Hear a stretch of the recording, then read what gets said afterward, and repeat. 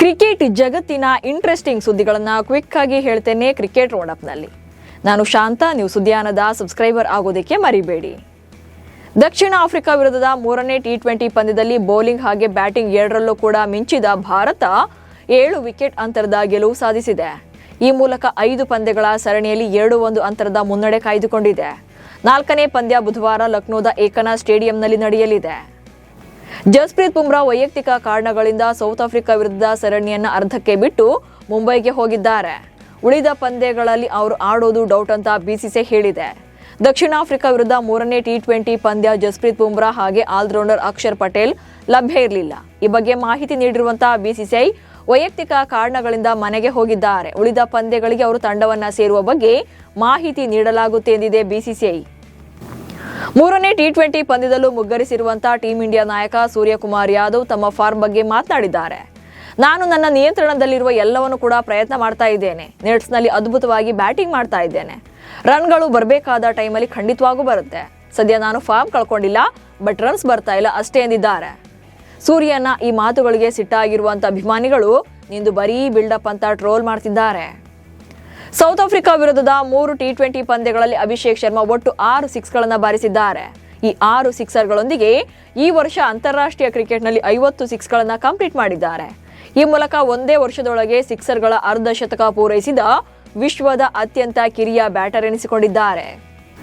ದುಬೈನಲ್ಲಿ ನಡೆದ ಅಂಡರ್-19 ಏಷ್ಯಾ ಕಪ್ನಲ್ಲಿ ಭಾರತ ಯುವ ಪಡೆ ಬದ್ಧ ವೈರಿ ಪಾಕಿಸ್ತಾನವನ್ನ 90 ರನ್ಗಳಿಂದ ಮಣಿಸಿ 2ನೇ ಗೆಲುವು ಸಾಧಿಸಿದೆ. ಈ ಪಂದ್ಯದಲ್ಲಿ ಭಾರತದ ಬೌಲರ್ ಕಿಶನ್ ಸಿಂಗ್ ಪಾಕ್ ಆಟಗಾರ ಉಜೈಫಾ ಎಹ್ಸಾನ್ ಅವರ ಶೂಲೇಸ್ಗಳನ್ನು ಕಟ್ಟಿ ಕ್ರೀಡಾ ಸ್ಫೂರ್ತಿ ಮೆರೆದರು. ರಾಜಕೀಯ ಉದ್ವಿಗ್ನತೆಯ ನಡುವೆ ಭಾರತೀಯ ಆಟಗಾರನ ಈ ನಡೆ ಜಾಗತಿಕವಾಗಿ ಮೆಚ್ಚುಗೆ ಗಳಿಸಿದೆ. ಪಾಕಿಸ್ತಾನ ವಿರುದ್ಧ ನಡೆದ ಅಂಡರ್-19 ಏಷ್ಯಾ ಕಪ್ ಪಂದ್ಯದಲ್ಲಿ ಬ್ಯಾಟಿಂಗ್ನಲ್ಲಿ ವಿಫಲರಾದ ವೈಭವ್ ಸೂರ್ಯವಂಶಿ ಬೌಲಿಂಗ್ನಲ್ಲಿ ತಮ್ಮ ಮ್ಯಾಜಿಕ್ ತೋರಿಸಿದ್ದಾರೆ. ಬ್ಯಾಟಿಂಗ್ನಲ್ಲಿ ಕೇವಲ 5 ರನ್ಗಳನ್ನಷ್ಟೇ ಕಲೆ ಹಾಕಿದಂತ ಪಾಕಿಸ್ತಾನಿ ನಾಯಕ ಫರ್ಹಾನ್ ಯೂಸುಫ್ ಅವರನ್ನ ವೈಭವ್ ಸೂರ್ಯವಂಶಿ ಔಟ್ ಮಾಡಿದ್ರು.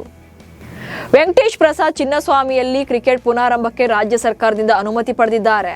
ಅನುಮತಿ ಸಿಕ್ಕಿರೋದ್ರಿಂದ ಬೆಂಗಳೂರಿನ ಆಲೂರು ಮೈದಾನದಲ್ಲಿ ನಡೆಯಬೇಕಿದ್ದ ವಿಜಯ್ ಹಜಾರೆ ರಾಷ್ಟ್ರೀಯ ಏಕದಿನ ಟೂರ್ನಿ ಪಂದ್ಯಗಳನ್ನು ಚಿನ್ನಸ್ವಾಮಿ ಕ್ರೀಡಾಂಗಣಕ್ಕೆ ಸ್ಥಳಾಂತರ ಮಾಡೋಕೆ ಕೆಎಸ್ಸಿಎ ಸಿದ್ಧತೆ ನಡೆಸಿದೆ. ದೆಹಲಿ ತಂಡ ಸಹ ತನ್ನ ಪಂದ್ಯಗಳನ್ನು ಬೆಂಗಳೂರಲ್ಲಿ ಆಡಲಿದ್ದು ವಿರಾಟ್ ಕೊಹ್ಲಿ ಕೂಡ ಪಾಲ್ಗೊಳ್ಳುವ ಸಾಧ್ಯತೆ ಇದೆ. ಇಂಡಿಯನ್ ಪ್ರೀಮಿಯರ್ ಲೀಗ್ ಸೀಸನ್ 19ರ ಮಿನಿ ಹರಾಜು ನಾಳೆ ಅಬುಧಾಬಿಯಲ್ಲಿ ನಡೆಯಲಿದೆ. ಈಗಾಗಲೇ ಬಿಸಿಸಿಐ 359 ಆಟಗಾರರ ಪಟ್ಟಿಯನ್ನು ಫೈನಲ್ ಮಾಡಿದೆ. ಎಲ್ಲ ಫ್ರಾಂಚೈಸಿಗಳು ಉತ್ತಮ ಆಟಗಾರನ ಆಯ್ಕೆ ಮಾಡುವ ಮೂಲಕ ಬಲಿಷ್ಠ ತಂಡಗಳನ್ನು ಕಟ್ಟೋಕೆ ಎದುರು ನೋಡ್ತಾ ಇದ್ದಾರೆ. 77 ಆಟಗಾರರು ಮಾತ್ರ ಖರೀದಿಗೆ ಅರ್ಹರಾಗಿರ್ತಾರೆ. ಐಪಿಎಲ್ ಮಿನಿ ಹರಾಜಿನಲ್ಲಿ ಸ್ಟಾರ್ ಆಟಗಾರರ ಮೇಲೆ ಚೆನ್ನೈ ಸೂಪರ್ ಕಿಂಗ್ಸ್ ತಂಡ ಕಣ್ಣಿಟ್ಟಿದೆ. ಟೀಂ ಇಂಡಿಯಾದ ಮಾಜಿ ಆಟಗಾರ ಕೆ ಶ್ರೀಕಾಂತ್ ಸಿಎಸ್ಕೆಗೆ ಸಲಹೆ ನೀಡಿದ್ದಾರೆ. ಸಿಎಸ್ಕೆ ಬಿಡ್ನಲ್ಲಿ ಆರ್ಸಿಬಿಯ ಮಾಜಿ ಆಟಗಾರ ಮೈಕೆಲ್ ಬ್ರೇಸ್ವೆಲ್ ರನ್ನ ಖರೀದಿ ಮಾಡಬಹುದು ಎಂದಿದ್ದಾರೆ. ಎಂಎಸ್ ಧೋನಿ ಅಂತ ನಾಯಕ ಇದ್ದರೆ ಬ್ರೇಸ್ವೆಲ್ ಅವರನ್ನ ಉತ್ತಮ ಆಲ್ರೌಂಡರ್ ಆಗಿ ಮಾಡಬಹುದು ಎಂದಿದ್ದಾರೆ. ಮುಂಬೈನ ವಾಂಖೆಡೆ ಕ್ರೀಡಾಂಗಣದಲ್ಲಿ ಲಿಯೋನೆಲ್ ಮೆಸ್ಸಿಯನ್ನ ಸಚಿನ್ ತೆಂಡೂಲ್ಕರ್ ಭೇಟಿ ಮಾಡಿದ್ರು. ಸಚಿನ್ ತೆಂಡೂಲ್ಕರ್ ಅವರು ಮೆಸ್ಸಿಗೆ 2011ರ ಏಕದಿನ ವಿಶ್ವಕಪ್ ವಿಜೇತ ತಂಡದ ಜೆರ್ಸಿಯನ್ನ ಸ್ಮರಣಿಕೆಯಾಗಿ ನೀಡಿದ್ರು. ಬಳಿಕ ಮೆಸ್ಸಿಯನ್ನು ಉದ್ದೇಶಿಸಿ ಮಾತನಾಡಿದಂತ ಸಚಿನ್, ದಿಗ್ಗಜ ಫುಟ್ಬಾಲ್ ಆಟಗಾರನ್ನ ಕಾಣುವುದು ಮುಂಬೈಕರ್ಗಳು ಮತ್ತು ಭಾರತಕ್ಕೆ ಸುವರ್ಣ ಕ್ಷಣವಾಗಿದೆ ಎಂದಿದ್ದಾರೆ. ಇವಿಷ್ಟು ಇವತ್ತಿನ ಕ್ರಿಕೆಟ್ ರೌಂಡಪ್ ಸುದ್ದಿಗಳು. ನಮಸ್ಕಾರ.